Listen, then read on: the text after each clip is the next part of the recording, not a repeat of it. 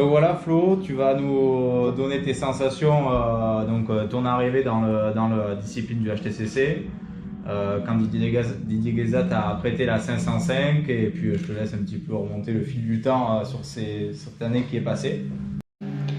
Ben écoute, moi ça doit faire bien 10 ans que je suis le HTCC, grâce à Didier et mes parents qui suivent, etc.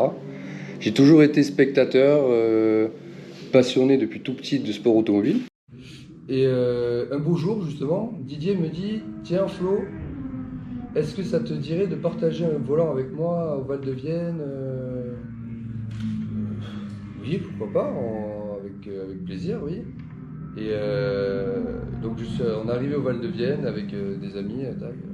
Il me dit: ben voilà, la voiture elle est là, t'as des essais, tu vas essayer. Je vous avoue que le stress, forcément. La responsabilité d'une voiture là, aussi. forcément, c'est pas le même. Je te dis, la voiture n'est pas à toi. T'as jamais roulé sur circuit. Les gens qui vont rouler avec toi, à côté de toi, eux, ont déjà l'habitude. Et au final, non. Très bonne auto. Puis de mémoire, on avait rediffusé les images de cette course. Sur YouTube. Oui, Donc moi j'avais vu, c'était quand même pas mal. Tu avais fait un podium, il me semble. J'avais fait deuxième en Panto. Voilà. Donc dans la catégorie, la Coupe Anto, c'est là où il y a les Peugeot 505. C'est ça. Pour ceux qui ne connaissent pas forcément. C'est ça. Deuxième pour une première course. Ouais. Non, mais c'était très très bonne voiture. Franchement, Tu es des mythiques. Ah oui. Le bruit du V6 dans l'habitacle, c'est. Voilà. Et après, donc, toi, ça t'a inspiré et tu as décidé, de mémoire, 6-7 mois après, ou c'était un peu plus que ça, d'acheter une autre voiture. Je pense que la décision était déjà prise le samedi. Ouais. La veille de la course. Voilà. Et oui, du coup, on s'est motivé, on a regardé, on a cherché à droite à gauche, on a trouvé cette série 6 qui est présente sur les manches d'HTCC en Coupe de France. Et oui. On l'a trouvée grâce à une connaissance et on l'a remontée. On a été la chercher. Elle était absolument pas prête à rouler. Il y a eu beaucoup de travail de fait dessus. Un travail monstre grâce à nos partenaires et au final on a réussi à monter une auto qui tient très très bien la route. Et la première course, c'était ici. Et elle n'avait jamais roulé. Elle n'avait jamais roulé avant. Et la première course, c'était l'année dernière ici à Nogaro, où j'avais partagé le volant avec mon oncle. Et c'était un week-end quand même assez chaotique.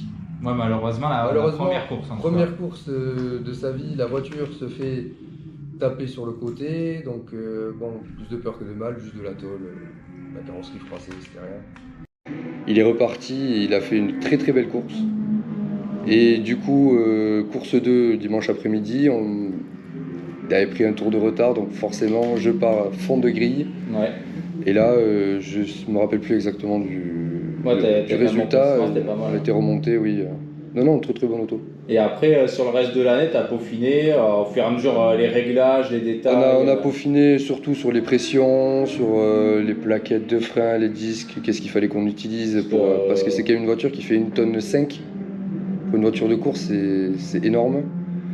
Donc t'imagines bien qu'au bout d'une ligne droite, il faut l'arrêter. Ouais, voilà. C'est pas une voiture qui avait roulé la saison précédente que tu avais racheté et au final tu avais mis de l'essence, elle était repartie. Là, c'était pas du tout ça. Là, on partait de. Il y avait du travail déjà qui avait été fait dessus, mais on en a fait quand même une grosse partie parce qu'elle n'était pas prête à rouler vraiment. Du coup, au fil de l'année, on s'est dit, on se donne un an pour améliorer la voiture, voir ce qu'il faut faire. Qu'est-ce qu'on peut modifier pour améliorer la tenue de route, le comportement de la voiture en général, le moteur.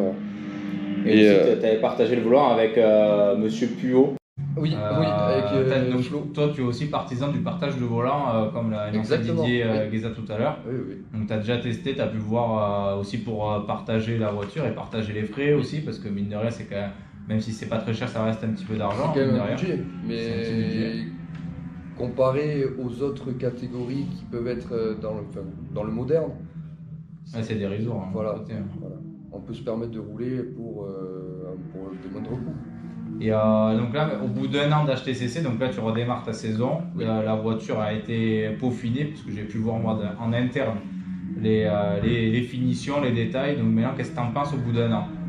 Et aussi du HTCC, c'est bien et la voiture et le HTCC. Ah, mais le HTCC, ça, c'est toujours pareil, ça restera toujours la même chose. C'est une famille depuis des années, des années, des années. Certains sont là depuis la création, d'autres ont rejoint en cours de route et c'est tout simplement une famille. On va se bagarrer sur la piste, mais tout en restant quand même, on est quand même en compétition. C'est pas, on sort pas la voiture du garage de tonton Philibert et on fait le tour du circuit. Voilà, non, là on est quand même, c'est quand même une compétition, c'est une vraie course officielle. C'est voilà, sur la piste, il n'y a plus de copains, il n'y a plus tout ça. Il y a aussi des règles de sécurité. Vous devez arriver avec quand même des voitures qui sont vérifiées, avec des bien sûr, homologuées. Bien sûr. Voilà, c'est pas, vous n'arrivez pas avec des pièces détachées. C'est vraiment quand même exactement. assez réglementé. Quand même. Une voiture qui a quand même on doit respecter les normes, le règlement, c'est la sécurité. Là-dessus, on peut pas tricher. Et au niveau de la voiture, du coup, au bout d'une année de circuit, comment tu la ressens par rapport à la première saison? Mais étonnamment, je ne lui ai pas fait de cadeau et elle tient le coup. Donc, à mon avis, elle va nous suivre pendant quelques temps. Oui, elle va très très bien. C'est une voiture qui va très bien, avec un très très bon moteur. Elle a beaucoup de couple, beaucoup de puissance. Je vais pas te mentir en te disant qu'on peut toujours améliorer, on peut toujours faire autre chose pour améliorer la tenue de route. Mais de toute façon, on se connaît un petit peu, Sébastien, je pense que tu sais que je suis jamais content. Oui, ça. Voilà, je vais pas mentir en disant oui, elle va très bien. Non, pour moi, il y a des choses à améliorer. Et si tu devais faire passer un message aux personnes qui seraient intéressées pour le HTCC, qu'est-ce que tu leur dirais pour franchir le cap ou venir voir quel serait ton message Les yeux fermés. Bon, ça ne doit pas être plus clair. Ah, mais je vais pas passer par 4 chemins, les yeux fermés. Non seulement tu adhères à... c'est comme si tu prenais une licence pour aller faire du foot ou du rugby ou un sport, autre sport. C'est un sport comme les autres. Sauf que bon, là c'est avec des voitures. On n'a pas de ballon. Mais il n'y a pas que le sport en soi. Il y a tout ce qu'il y a derrière la course. C'est ça qui est très intéressant avec la HTCC. C'est ça en fait, c'est qu'on n'est pas tous enfermés dans notre box, à barricader à droite, à gauche pour que personne regarde. Non. Moi je sais que, par exemple, j'ai forcément des adversaires en priorité. Parce que bien sûr.